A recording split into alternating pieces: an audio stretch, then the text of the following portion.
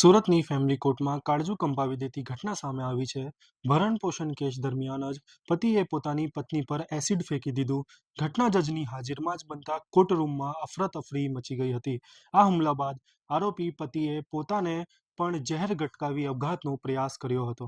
વૈષ્ણવજન તો તેને કહીએ જે પીડ પરાઈ જાનાને રે. નમસ્કાર દર્શક મિત્રો, આપ જોઈ રહ્યા છો નવજીવન ન્યૂઝ. હું છું સાર્થક પટેલ ને વાત કરીએ સુરતના જિલ્લા સેવા સદન ખાતે આવેલી ફેમિલી કોર્ટમાં આજે એક ચોંકાવનારી ઘટના સામે આવી છે. જિલ્લા સેવા સદન એ બ્લોક 5મા માળે ભરણ-પોષણ સંબંધિત કેસમાં સુનવાઈ ચાલી રહી હતી. આ દરમિયાન લગભગ 70 થી 75 વર્ષીય આયુર્વેદિક ડોક્ટર તરીકે ઓળખાતા પતિએ અચાનક પોતાની પત્ની પર એસિડ ફેંકી કોર્ટ રૂમની બહાર હાહાકાર મચી ગયો હતો અને એસિડ સીધું મહિલાના માથા અને ચહેરા પર પડતા જ તેમને ગંભીર ઈજાઓ પહોંચી હતી. પ્રાથમિક માહિતી અનુસાર એસિડના કારણે મહિલાના આંખને ગંભીર નુકસાન પહોંચ્યું હોવાનું જાણવા મળી રહ્યું છે અને ઘટના પગલે કોર્ટ પરિસરમાં નાસભાગ મચી ગઈ હતી અને હાજર વકીલો તથા પક્ષકારો પણ સ્તંભ થઈ ગયા હતા. મળતી માહિતી મુજબ આરોપી પતિ કાપડની કોથળીમાં એસિડની બોટલ છુપાવીને કોર્ટમાં લાવ્યો હતો અને ત્યારબાદ ઘટના બાદ તેને પોતાના પાસે રહેલી ઝેરી પદાર્થ પણ ગટકાવી લીધો હતો. આપઘાત કરવાનો પ્રયાસ કર્યો હતો. તાત્કાલિક રીતે 108 એમ્બ્યુલન્સને બોલાવી બંનેને સારવાર માટે હોસ્પિટલ ખસેડવામાં આવ્યા હતા. મહિલાને પાર્લે પોઈન્ટ ખાતે એક આવેલી ખાનગી હોસ્પિટલમાં દાખલ કરવામાં આવ્યું હતું, જ્યારે આરોપીને નવી સિવિલ અસ્પતાલ ખાતે ખસેડવામાં આવ્યું હતું. આ સમગ્ર મામલે પીડિતાના વકીલ દ્વારા જણાવવામાં આવ્યું છે કે પતિ પત્ની વચ્ચે છેલ્લા 7 થી 8 વર્ષથી વિવાદ ચાલી રહ્યો હતો અને બંને અલગ રહેતા હતા. કોર્ટ દ્વારા પત્નીને અંતરિમ ભરણ-પોષણ તરીકે દર મહિને 10,000 રૂપિયા ચૂકવવાનો આદેશ આપવામાં આવ્યો હતો. આ રકમ ચૂકવવી ના પડે તે માટે આરોપી પતિએ આ પ્રકારની જીવલેણ હુમલો કર્યો હોવાનો પણ આક્ષેપ કરવામાં આવી રહ્યું છે. મહત્વની વાત એ પણ છે કે અગાઉ પણ આરોપી પતિએ પત્ની પર ચપ્પુ વડે હુમલો કર્યો હતો અને આ મામલે તેની સામે ગુનો નોંધાઈ ચૂક્યો હતો.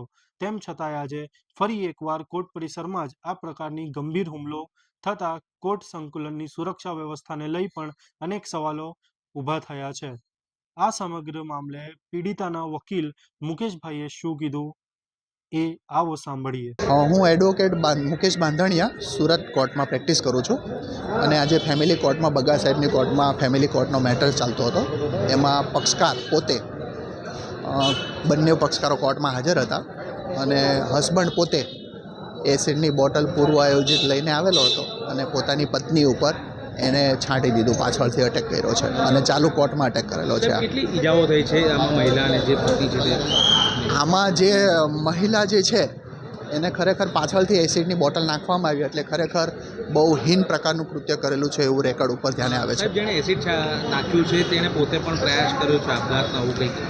હા, જેના ઉપર એસિડ છાંટવામાં આવ્યું છે એ ઘટના ઓલરેડી આ અટેમ્પ્ટ ટુ મર્ડરની આરોપી દ્વારા બીજી ઘટના છે, તેથી કરીને એણે પણ પોતે ઝેર પી લીધેલું છે એવું અમને જાણવા મળેલું છે. અગાઉ કઈ પ્રકારે આ પ્રકારે કઈ ઘટના બની હતી, શું હતું? હા, અગાઉ પણ ફેમિલી કોર્ટનો મેટર ડિસ્ટ્રિક્ટ કોર્ટમાં ચાલતો હતો, ડોમેસ્ટિક મેટર. એમાં કોર્ટમાં જુબાની આપવા આવેલા હતા પક્ષકાર, ત્યારે એમણે એક વખત પત્ની ઉપર અટેમ્પ્ટ ટુ મર્ડર કરેલું હતું અને પેટમાં ચપ્પુ ઘુસાડી દીધેલું હતું અને એનો કેસ ઓલરેડી ઉમરા પોલીસ સ્ટેશનમાં પેન્ડિંગ છે. આરોપી પોતે બેલ આઉટ છે અને તેમ છતાં બીજા પ્રકારનું કૃત્ય ફરી વખત આજે ફેમિલી કોર્ટની ખોરાકીની અને ખોરાકી રિકવરીની મેટર આજે કોર્ટમાં હતી.